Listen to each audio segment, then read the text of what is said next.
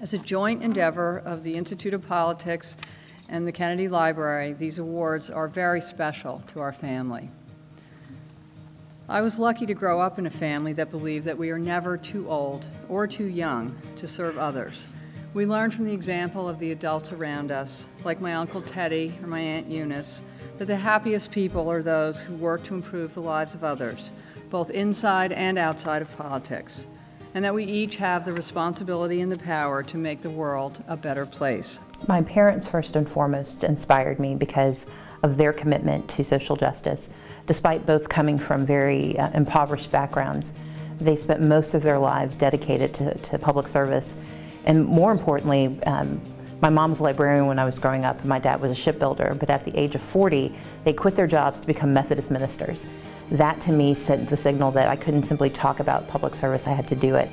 I would like to give younger Americans the same, John F. Kennedy talked about it's open to really anybody and everybody should try it, and it's true because there's this misconception that you have to wait until you're older, until you have this experience before you can actually not just kind of volunteer but give back in a meaningful way, and people feel like they need to wait to do that. They need to wait to go get a job out of college and work for that job, and then maybe eventually when they've worked this amount of time that they'll give back.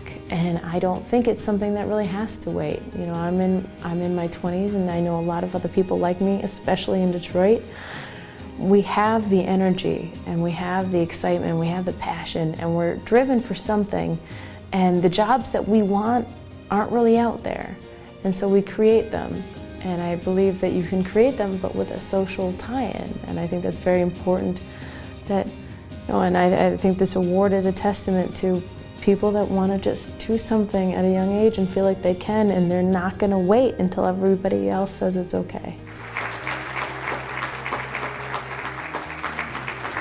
I work with an amazingly strong group of women that I only want to get bigger, because what they do and what they bring and what they have taught to me is that they have added all the value in the world to my life.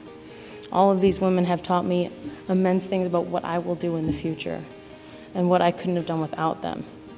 And I really couldn't have got to this point without their help. Those ladies that have been so very patient with me through this whole process.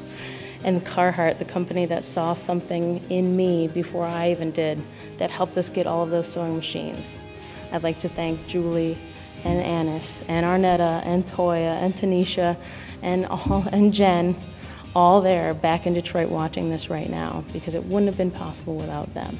I think the first thing that every young woman needs to know is that it is her right to be the voice for her people. Too often women in particular find themselves rendered voiceless, either because we are afraid that we're not going to say the right things or that we don't know enough to speak up. But I believe that there is nothing more powerful than the passion of the word. I think President Kennedy embodied that better than almost anyone. His words still resound because he spoke not from a place of intellect but from a place of passion and compassion. And I think women understand that intuitively. And I think for every young woman who's thinking about how she can speak for her community, how she can speak for her family, all she has to do is lift her voice, and I think she can do what she wants.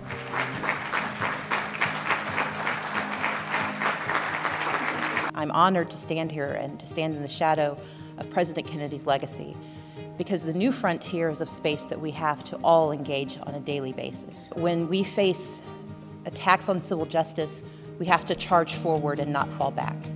That when we hear disparagement of difference, we have to call out those people and demand better and not simply nod quietly or bemoan our fate. But more than anything, when we see the injustice and the moral pauper and poverty of how we treat our fellow people, we have a deep and moral obligation to do what we can.